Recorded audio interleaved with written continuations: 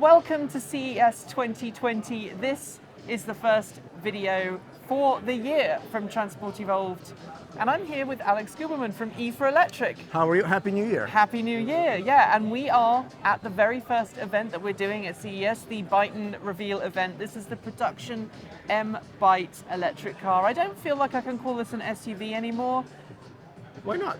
Because everyone's making SUVs, it's just a car. Yeah, I guess so. Yeah, It's but just- when you tag it on social media, I still go SUV because cars. Yeah, but yeah, I hear what you. So a couple of years ago, Byton revealed a concept car that it wanted to make into a production vehicle.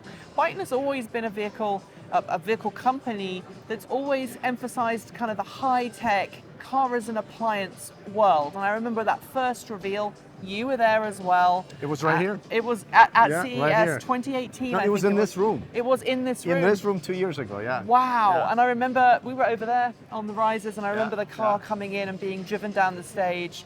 It was a crazy day, very big statement from Byton at the time.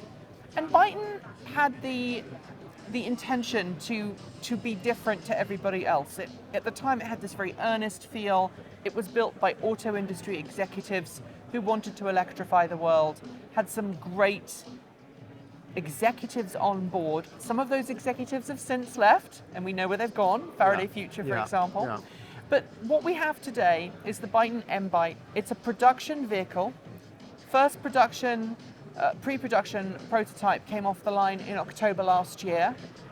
Byton says that we'll see full production starting this year, and Byton wants to be serious in the electric vehicle world and wants to be taken seriously in the electric vehicle world. You are sponsored by Byton, your channel. So what do you make of all of this? Well, so I'm also Byton brand ambassador. That's I'm happy I became one because I became a fan on that one day 2 years ago.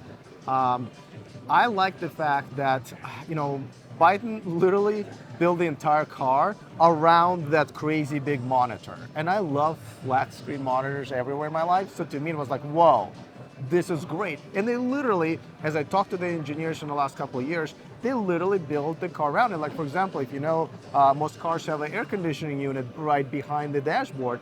Well, they had to actually make it weatherproof and push it into the front. And that was just so the screen can be there, right? And everything else is built around. So I absolutely loved it because all other manufacturers are trying to jam the screens into the existing cars, and kind of like that's the last thing they think about. I like that they thought the other way around, and that's why I became a fan. Yes. Okay, so Byton obviously wants to set itself up as the fourth space, right? That it's something that it's been talking about for a while. You've got home, you've got work, and then play, and then you've got Byton. Yeah. And the idea that people want to spend time in their car. Today they announced a streaming partnership with CBS so that you can watch content while your car charges, which, we've seen that before. Tesla's doing it. Yeah. We've also seen the revelation that Byton's front seats tip in. Is it by 15 degrees? Yeah, I seem 15 to degrees, yeah. remember, so that you can have more of a cozy, conversational seating position. Yeah. To talk with your passengers while you charge, or maybe while the car does the driving. They originally designed it so when it's finally fully autonomous, then you'll be able to kind of have more of a hangout rather than, this person's driving, this person's a passenger. But do we really need another fully autonomous high-end electric car with lots of gadgets and doodads and monitors, when I would say the majority of the people who watch my channel, and I'm sure it's true for you as well, just want an electric car that goes from A to B, that is as affordable as possible, that has the highest possible range, maybe with some decent performance. There are a lot of people who do want that high-end performance, but they want affordability, range, charging capabilities first and foremost, and autonomous-like capabilities, be that something like autopilot currently is, or a safety assistance feature that doesn't necessarily do full autonomy, but just keeps you safe while you're driving along. Isn't that going to be more marketable than a $45,000 base price for a car with all of these screens, all of this technology, lots of gadgets and doodads? But that's not really a mainstream car, is it? I think it's becoming a mainstream cars, and I think as we go through these conferences and we see more and more manufacturers recognizing that this is becoming a fourth space. I don't think Byton is the first one to kind of found that out, but it really isn't, because especially with the new generation growing up, the millennials, they will be buying these cars. Their lives are built around this screen, right? Right. So essentially the concept is to make sure that this screen can smoothly sort of become the larger screen as you're in your car, whether you're driving or not. I think more and more people, I don't know if you've noticed, if you on the streets, especially in the evening when people go out, have dinners, go to clubs, you see a lot of people just sitting in their cars, messaging on their phones, watching something on their phones. So most people already made their cars and their cell phones into the fourth space. So this is just essentially merging that technology and bringing it to the masses at relatively affordable price. I know they're still targeting $45,000 for US, it's 45,000 euros for Europe before the incentive. So, and yes, so I think there will be more and more people, especially once they're in full production, that actually will really want this. And people like me who want the car to be built around the technology rather than the other way around. So I think they are actually, their target market is growing as we speak. So we had another couple of important news items from the conference. Byton is going to be building its own static energy products. It's got a couple of new partners from C-round investment funding, which is great news, because obviously as a startup, as a new company, it needs to have as much money as possible to bring these vehicles to market. I think one of them is actually more than just money. The Korean manufacturer that they just got some money from, and this is in no way inside information, this is my personal guess. I don't know how to use mics. My personal guess is that that is a strategic partner, because they are also auto manufacturers in South Korea. So if by the time they are bringing these cars in 2021 to the US, there might be possibility, again, my guess, that they will deliver the parts to the South Korean manufacturer, have it assembled there, and that way they will avoid tariffs when they actually importing them into the US. So I think that there might be something more than money President there. Donald Trump workaround, if it were. Yes. Okay. That's an interesting thought. I will keep my mind on that one. It's a guess, and no way I'm revealing any secrets, but I think it might be a strategic partner. So we've got this great energy storage product, and that's definitely a way of increasing the capacity of the batteries, which increases the economy of scale benefits by making more batteries, by leveraging that technology across as many different products as possible. You're lowering the overall cost per unit, which is a great thing. That's what Byton needs to do. But again, when other companies are already doing it for less, how is Byton going to sell this? So this is the first time I'm actually hearing about the energy product, so I don't know much about it. I think I just know as much as you do. I think it's obvious that most car manufacturers going electric, and especially the ones that are just starting from scratch electric, need to have some sort of an energy solution. I'm not sure if it needs to be as big as what Tesla's doing with Solar City acquisition and stuff like that, but obviously having partners, and I think that's what Byton is about, having partners, having the charging infrastructure like with Electrify America. But as far as their own energy products, I just don't know much about it. Sounds like a good idea, but I would like to know more before I can really have an opinion about it. But obviously that's going to bring down the sticker price, but still $45,000 is very expensive.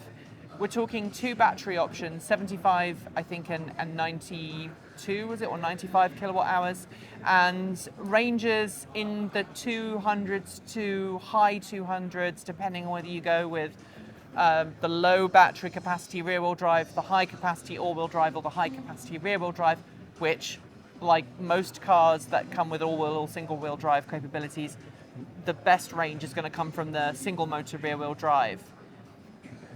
Again, this is entering into a marketplace that's already going to be full of brands that have established themselves.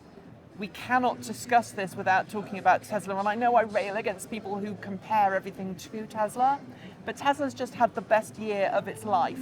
It's finished 2019 with amazing deliveries that put it above other car companies that we have all considered mainstream automakers for years and years and years. So Byton is asking a lot of people, especially Western consumers, to buy a car that's from a brand that's not proven at a higher price than something like a Tesla or a Ford Mark E, the Mustang Mark E. They're both going to start at a lower price. How is Byton going to convince Western consumers, especially to take this vehicle, with the Chinese economy on the brink of a recession? That's a really tall order. So, I mean, they're starting to sell these cars this year in China, and after about a year, then they will make their way to the US and Europe. I think they'll learn some lessons. Meanwhile, the Chinese market is still very, very hot for consumers to buy these cars. The incentive, obviously they'll have a full incentive, so this 45,000, let's say they hit that price, 45,000, with incentives in California or Colorado, let's say, it's becoming $35,000 car. The way they'll win people over is, I think, technology, right? So like someone like me, I want those screens. I mean, screens are everywhere, including the large screen. I'm buying a screen from these guys that can also drive me from point A to B. I'm buying the technology that you saw them showcase earlier today, right? When you can bring in your Fitbit statistics, you can take selfies, you can be at they have an office mode, right? Yeah. Like that. I like that. They just did something similar to Tesla. They have a cinema mode. Something that essentially merges my phone and my car. It's fully electric, it's got a pretty decent range. And actually, I have a feeling the range in reality is going to be better than EPA because they're using a heat pump versus like Tesla doesn't use heat pump. That's why their range falls. So that's how they would win me over. Don't forget. And again, this is something that I was able to check out their factory last year. Their factory is run by a vetted 20-year experienced BMW factory guy who knows how, Right. So they're not like where Tesla, when they started, they knew nothing about manufacturing. I would actually trust them from the get-go a little bit more than I would trust Tesla even by 2015, I would say. Okay, so my closing thought, obviously it's a great looking car. I like the design of it. I prefer the design of the production version when you look at the original concept, which is a little bit kludgy. They've got rid of the rear view cameras. They're now using rear view mirrors because legislation, which is my biggest concern. Obviously, there's a lot of things about that car that it's going to be hurdles for Byton to overcome in order to bring to production. Are you talking about side cameras or the actual? Yeah, because the real side mirrors, view cameras they're not doing. But they've got obviously a load of new. They've got a load of new hurdles in front of them in terms of the autonomous driving, etc. Just like every other automaker doing it. But I guess my closing thought is this: you remember the radios of the 80s where you could get like the MIDI system and it had a cassette player and a CD player and a record player and a radio. I grew up in Russia, so we didn't even have a cassette player at home and we didn't have a car. But sure, go ahead. But there was systems where everything was packaged into one, right? And it was an all singing, all dancing music system, right? And any audiophile will tell you the audio quality from those was terrible. It was never anything good. It was never good at all of those things. Yeah. It was okay at all of those things. And my fear for cars like this is it will do everything, but it will only be okay with those things. I guess my concern is that we'll overtake and we'll overfocus on the mobile, everything being integrated, that we'll lose what a car is, which is a driving experience and a traveling experience. And I think we're going to see people break off. So we'll get people who buy cars just for driving, buy cars just for having cars drive them, and then people who will want all of those things together. And I think you're right, it's going to appeal to millennials more than old fogies like us. I should mention that I have driven this car. I've driven a car that's a pre-production prototype, and I was tuned about 75% or 80% of their motors, and I loved it. Right. I thought it was an amazing, everybody wants their SUV to be a sports car. Right. I don't.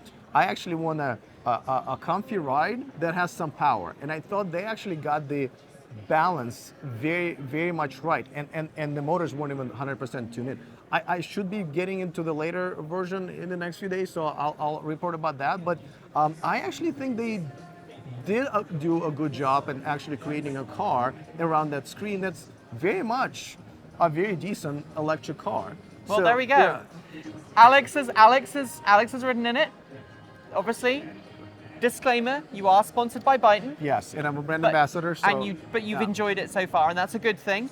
I can't wait to get behind the wheel or ride in it myself, so I'll see if I can arrange that somewhere along the lines. But until then, what else are you looking forward to in the show at CES? Obviously, Fisker Ocean, I think, is the biggest unveiling as a car is concerned. The weird thing is they unveiled it in Los Angeles, and they're going to bring it to us tomorrow. So I'm gonna check it out. I'm looking forward to it. There's some interesting concepts there, like making so many parts of the car from the recycling materials that they got from the ocean, which kind of kills two birds with one stone. I really like that. I know another big splash is going to be a Nissan's all-electric SUV that they're bringing. The Aria, yeah. I've been a little bit skeptical lately about Nissan, but they do have the technology. I love the way it looks. So I don't know how fast they want to execute it, but I'm rooting for them. I'm rooting for them. I want everyone who's bringing cars to Yeah. CES to have a good time. There's some interesting bike concepts. I'm really excited about a motorcycle jacket that has lights on it, which we're going to be seeing later on in the week. But I'm going to let you go and enjoy your evening, Alex. So thanks very much. As well. It's E always for good to see you. Electric. Don't forget to check out Alex's channel, and we'll be back soon. I'm Nikki Gordon-Bloomfield here at CES. Until next time, keep evolving.